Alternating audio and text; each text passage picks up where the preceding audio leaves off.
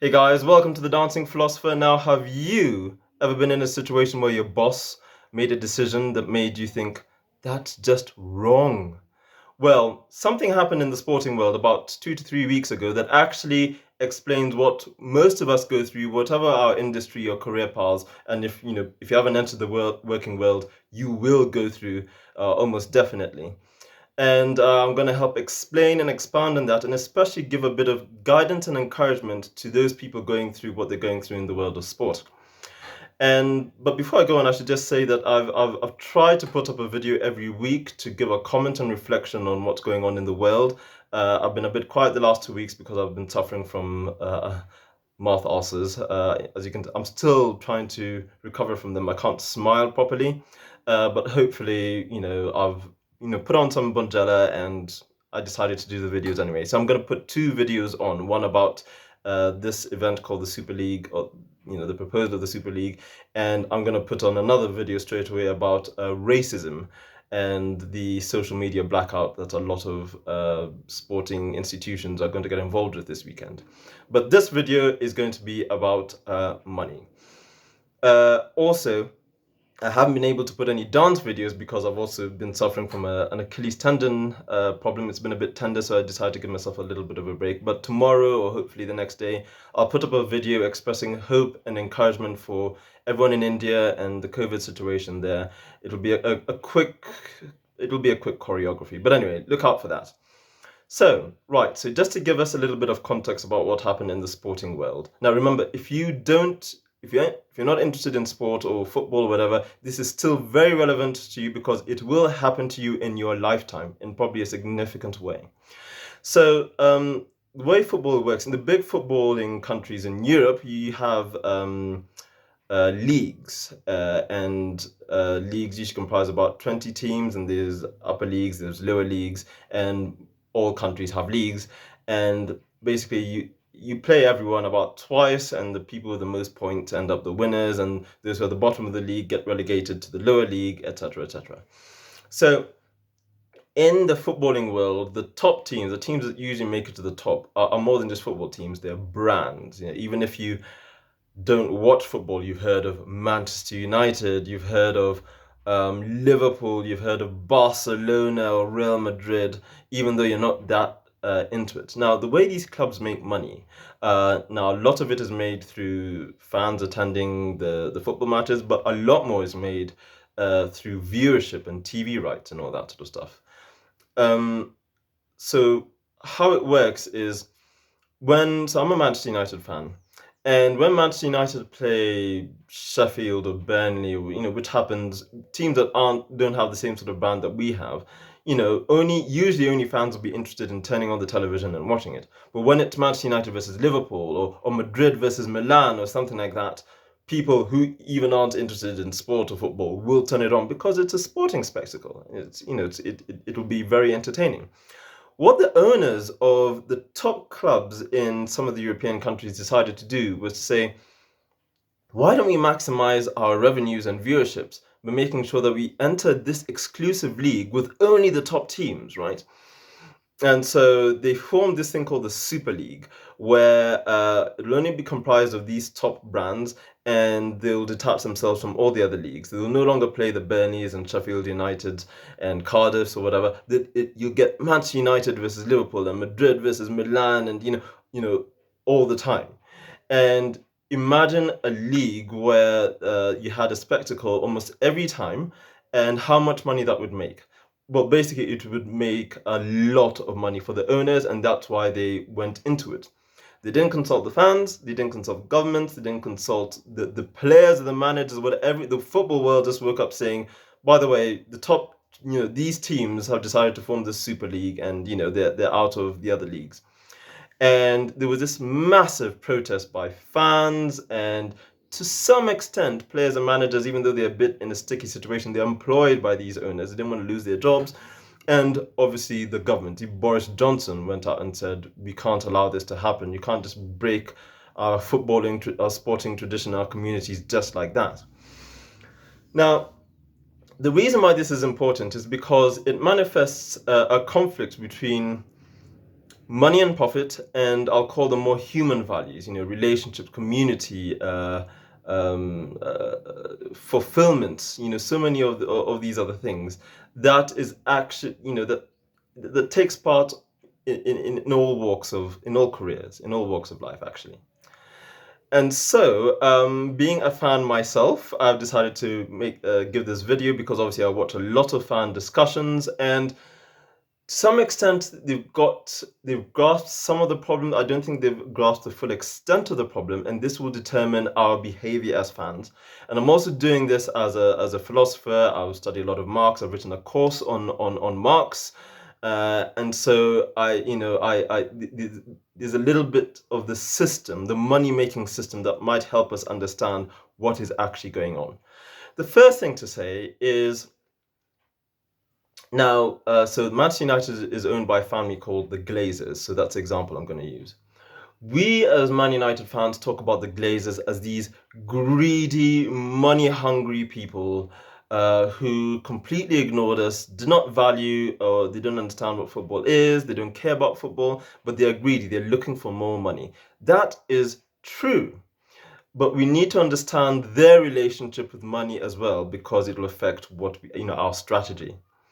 I don't think that accusation of them being greedy goes far enough or even grasps their situation that much. So, in order to understand their relationship with money, let's start with a human story. We as human beings, all the way back to the most ancient philosophers, where we are said to be creatures that aim for happiness, right? We want to be happy.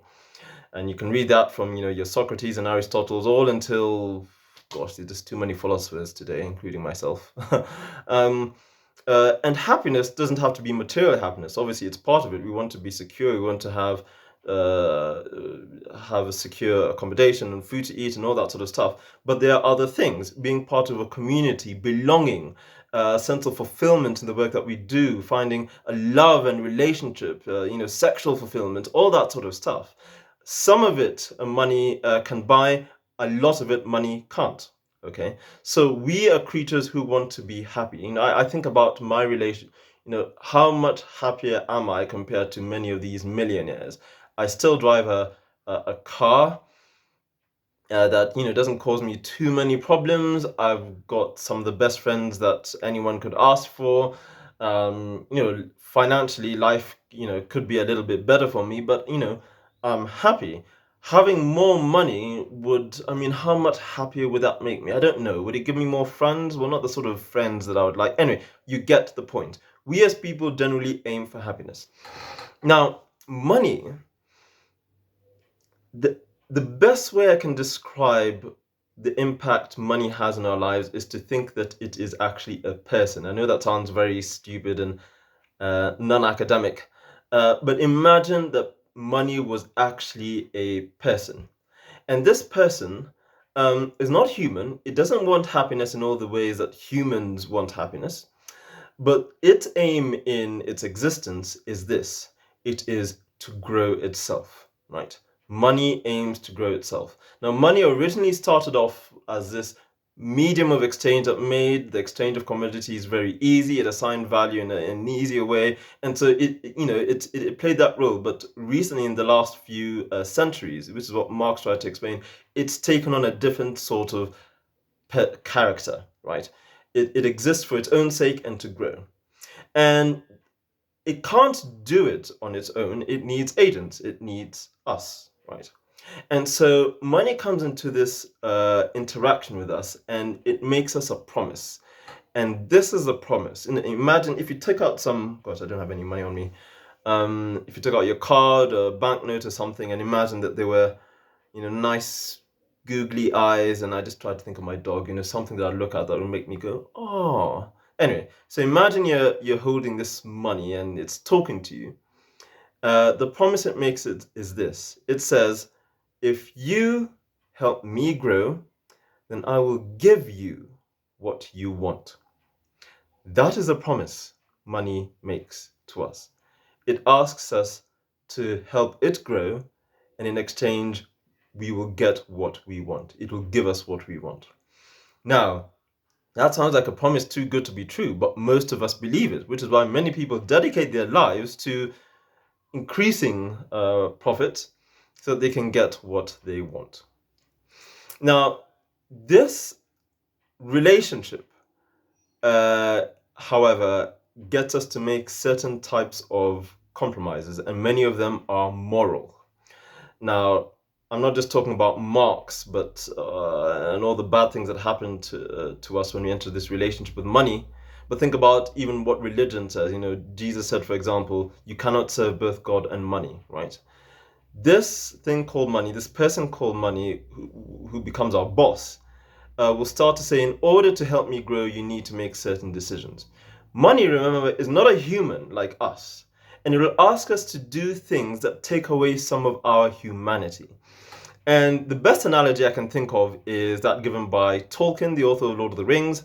If you haven't watched it, there are these kings, these 9 kings that were given power by the Dark Lord, and they were given 9 rings of power, and it really increased their power. But in doing so, they became wraiths. In other words, spirits that could no longer die, or they weren't really living. They were just wraiths and terrifying creatures with immense power. But most of all, they were slaves to his will. Okay, so they became more powerful, yes, but they lost their humanness and they became slaves. And that, for me, is a very close analogy of what happens to people who serve this boss called money, increasing, growing money so that we can get what we want. And when I think of these huge, I've interacted with rich capitalists. I've owned a business. I've talked to business owners. I've pitched to venture capitalists. I've dated 1 or 2 people in pretty powerful institutions that were earning, over £300,000 a year.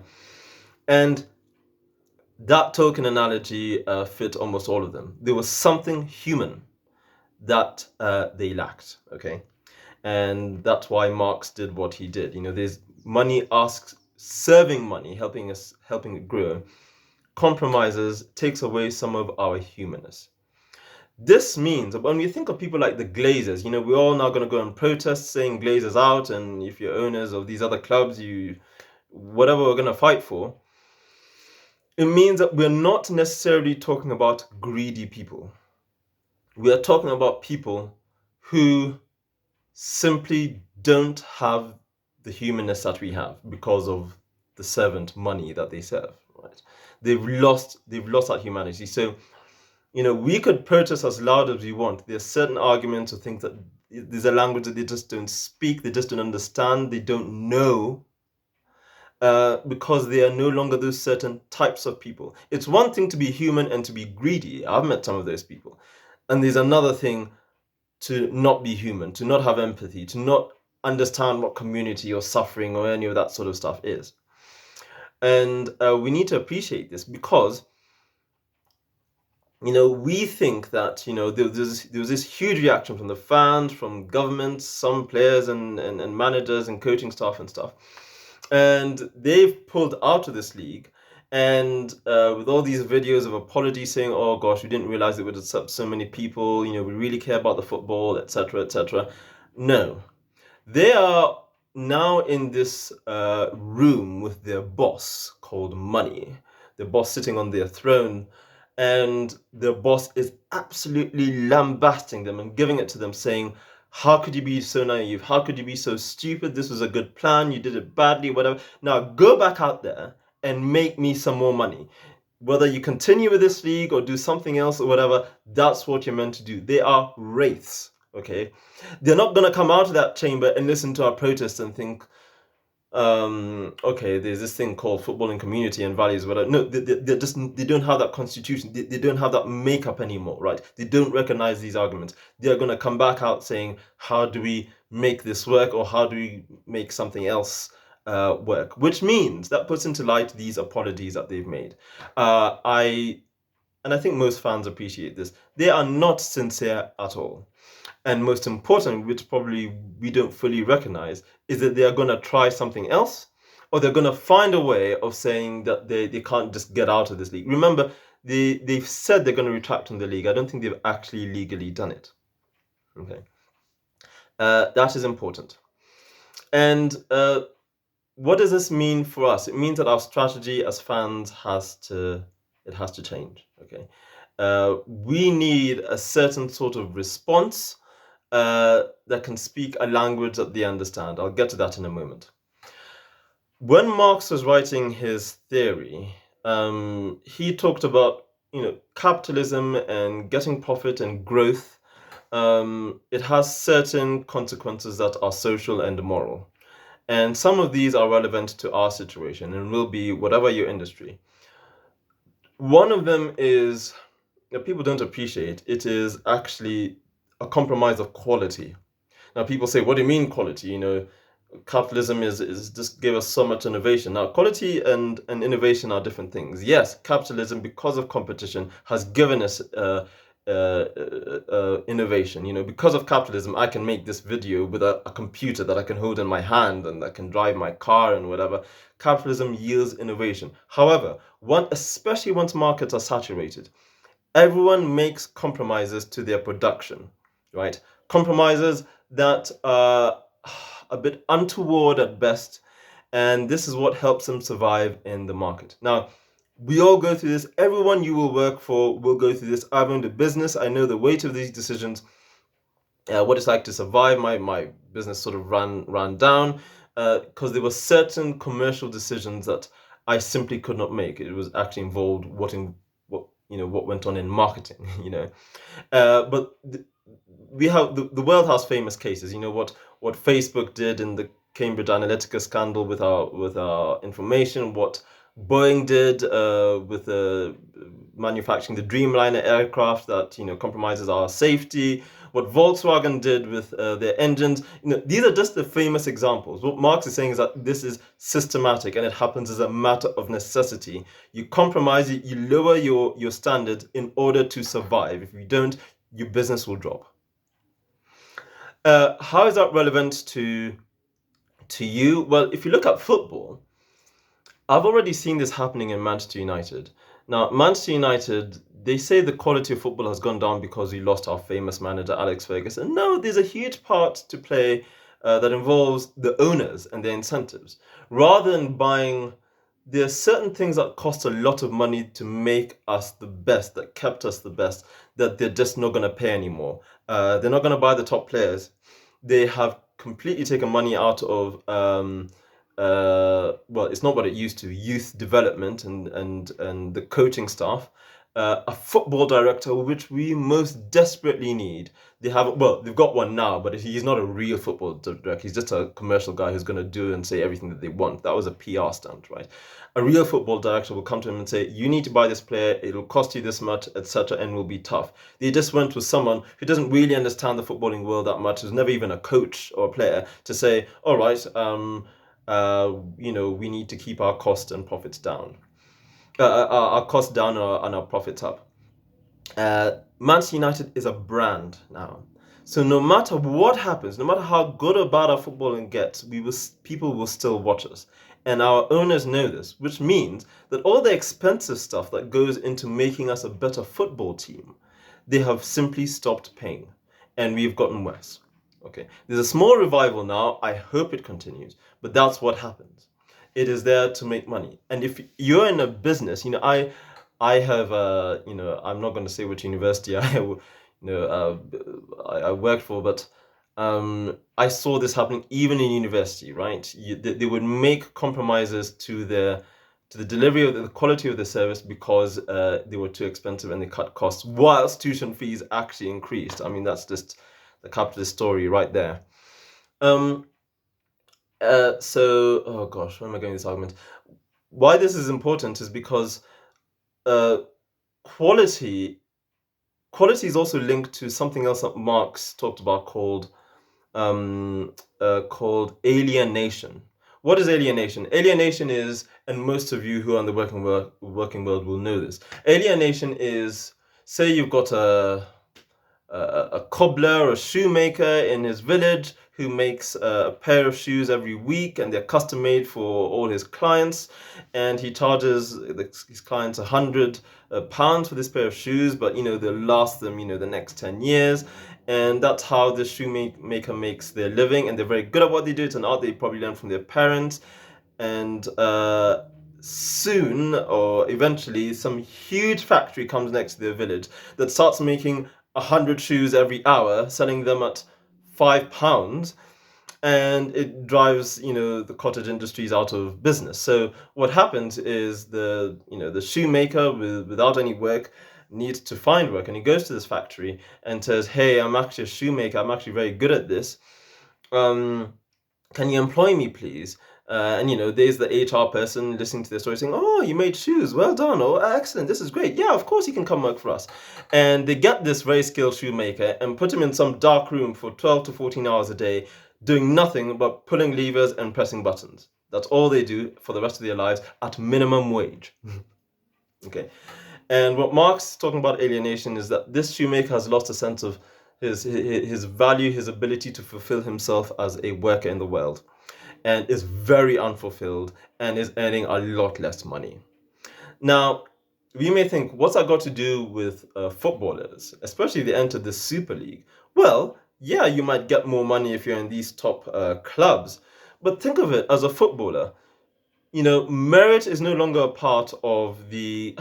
Football is about football. We've seen underdogs win. This is the romance of football, which is why it is almost the global language. I think 1.2 billion people speak English and 3.5 billion people watch football. It is the global language. Why? Because Leicester City and Blackburn won the Premier League, because Wigan won the FA Cup, because Greece won the Euro 2004. Anyone can beat anyone, right? And that's what gives it its romance. And these footballers who watch Zidane score that goal in the Champions League final, and Ronaldinho and Cruyff, who were inspired and missed school to just go back into the streets and practice with what they saw, all of a sudden they've made it. And it's no longer about merit in this Super League. It is just you're a player in a brand and you are part of a spectacle that makes people rich. Your value, your fulfillment as a footballer just goes. You're just a spectacle. You're earning a lot of money. And I can see this in the Manchester United players. They have to ask themselves when the club makes all these decisions. What am I doing here? They haven't given us a footballing director. Our coaches aren't that great. We're not playing the best players. What am I doing here? I love this sport. I love it with all my heart. I'm only going to play it for about 15 years or something like that. And they just lose a sense of their fulfillment as footballing people. And that's the footballers, that's the coaches. Okay. So, and whatever industry you're in, I can name on the palm of my hand the number of people who I know are fulfilled by their jobs, okay, who say, I love going to work, this makes me so happy, I love my job. About 2 of them are in non-profit organizations. So when you enter the working world, and if you're part of the working world and you don't feel fulfilled, and half my friends keep, every one of my discussions with them is just like, I really want to change in job, I want to change in career, I'm just not fulfilled. That's the system. You're in a growth system, a profit system, even at university. So the other thing, obviously, the most famous consequence of capitalism is inequality. So you get your top tier football teams all playing each other, and no one will watch anyone else, and their revenues and incomes will go down. The owners of this league said, no, but with more money at the top, money will filter down into the grassroots, etc. And I'm like, unless you say something like, 40% of all our revenues will go to which they never will, because they're not there to make money to give it away, I don't believe you. You're there to make your money. You don't care about football. So whatever industry you're in, if you find people making decisions that aren't in the best interest of your profession, this is why they do it. Money, profit. They are asked, make me grow, and I'll give you what you want. And it usually serves the people at the top. Now, how does this affect us? Because we need to understand what sort of forces or combination of forces can resist this drive. Now, The first one, which I think is already starting to happen in the sporting world, and it's something that Marx said must happen, is mass action. Okay. And that means a singularity of mind of hundreds of millions of football fans, which means that all the things that divide us, that divide our opinion, whether it is, oh, we're from different football clubs, or I think our coach should be fired, or this player isn't good, but you think he's good, and how much should we buy for this? All these things that distract us, which our owners will use in their public relations. They will distract us. We now just need to understand that there is a far bigger picture, right? We need to be singular minded as football fans, whatever clubs we belong to, no matter how good or bad our coaches or players are, and say we need to change the rules of footballing ownership, or at least decision making in footballing clubs. Okay. So singular mindedness, a singular minded mission that involves mass action. And we cannot be distracted from this. If you're not in football, I don't know what the universities they basically did something to our contracts about a year and a bit ago, and as academics, we went on marches about university pay and the contracts, and basically the taking away certain pensions and pension rights and that sort of stuff. But they knew that there weren't enough of us to affect their decisions, and about half the academics didn't work. There was a strike a year and a half ago. This is after I left, and I joined the protest in the streets and stuff. But it's that sort of stuff. Okay, that only gives a public resistance, but that must be matched with a power, right? And this power is almost always governments. In order to resist the forces of capitalism, the negative impact of capitalism, government must be involved. Fortunately, in sport, they were and unanimously involved. Even Boris Johnson said, you guys can't just do this to football, and we're going to do everything we can to stop you. Now, they have limited powers. These are legal owners of their clubs to do whatever they want with them, right? So there's a lot governments can't do. But if you look at the slave trade, for example, the transatlantic slave trade, it took governments to stop the slave trade, right? Not the moral consciousness of people, the moral consciousness of traders. I grew up in Kenya, and there's this huge narrative, especially in countries like Kenya, former colonies. You'd say something like, "Oh, it was the colonial governments that oppressed us and depressed us, and so on." And I think actually, um, yes, to some extent, but the driving force of much of your oppression was actually done by capitalists, especially in the slave trade. It was plantation owners, it was slavers, it was, and obviously consumers.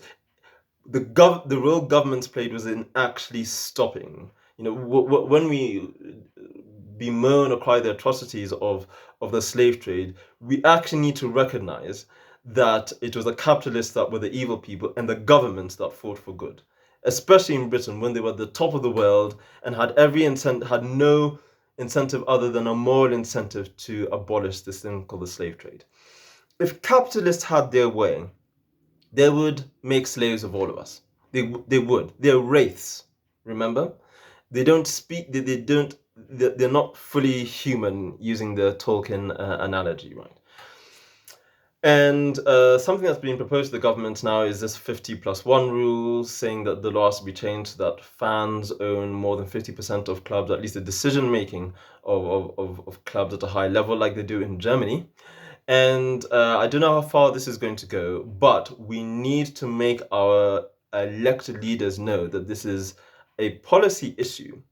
And this is not just because it's about some crazy sport that not many people care about or isn't relevant to our lives. It's there because it is a matter of principle for whatever industry you're in, right? Whether you're in retail, whether you're in consulting, whether you're in banking, whatever. If we have a united voice and go to the government saying you have to change these laws in order to protect something human, it is their job to do it, and they have the power to do quite a lot. They wouldn't do it all, but they can do something. And I like the 50+1 rule in Germany. But we also have to understand as fans what this means. if we scare off these capitalists, it means less money. So if you look at the German model, that which no one can own more than 50% of a club, uh, it is good, but it means that the German league doesn't have anywhere near the sort of money that the English leagues or English clubs have. It means that revenues in clubs in England would, you just don't have these rich investors pumping in all this money, buying all the best players, hiring all the best coaches. You just wouldn't have that, and the revenues of the league will just deteriorate to some extent, to some degree. We have to accept this as fans, and we have to say that it is worth it, because if we look at the other vices like lowering of quality and alienation, German football is some of the best football that's played all over Europe, right? I mean, there was a young footballing star called Haaland who made a decision about whether to go to Germany or go to Manchester United. Now, Manchester United, he would have gotten paid 3 to 4 times more what he's getting paid in Germany, right? I mean, he'll still get paid a lot. I mean, he's a top footballer, right? But he, like so many players, know we don't know what's going on in Manchester United. Do they make footballing decisions at the top? Will my career, which is only 15 years long, will it be protected? Will they nurture me to be the best I can be? And he made the decision to go to Germany, and it was the right decision for his own career, right? And German football is so much better than English football. And the Bayern Munich won the Champions League the other year, no, last year I think it was. And the German clubs are always in the top tier of European football, and they have the best coaches. They won the World Cup just the other day, and they're constantly in the semi-finals and quarterfinals of international tournaments. Their football is better because footballing decisions are made in the interest of footballers and the players and the coaches to develop. They have some of the best footballers and some of the best coaches. In England, simply because money is pumped in, we have the highest revenues. Most of our best players are not English. Okay, they are just bought. We have, apart from Brendan Rodgers, I can't think of high, elite British coaches. Okay, so rather than developing talent from inside like they do in Germany, we just basically go to European coaches and say, right, we're going to pay you double what they're offering you over in Europe, and that's how they all come to England. Klopp, Guardiola, Mourinho, and we just hire the best coaches, which means that football doesn't develop. If we had the 50+1 rule go, some of that money will deteriorate, okay? We will not be able to offer the same wages, tempt players from abroad with higher wages, but the football in England would improve. And I think that goes for whatever industry you're in. The quality and the fulfillment of the work that you do will be enhanced if the more human aspect of your leadership is preserved, which is why people are always far more fulfilled in working for NGOs and non-profits or whatever than they are for companies, profit-making companies. That they just have to climb a ladder and play a game that not a lot of it doesn't have to do with the actual quality of the service. It's just playing a certain type of political game to climb a certain ladder. So, the take-home message from this is what's going on in the football world will be going on whatever industry you're in, and if you're not working, you will encounter this and you'll find people making decisions. Why did they make this decision that would, lower our production in this way? Or why didn't they hire this worker who's so much better? It will have been done for commercial, political, or PR reasons. All that stuff that serves the boss, the main boss, money. Help me grow and I will give you what you want. I hope that was helpful to some extent, and I will now get on to making the next video about racism and the social media ban.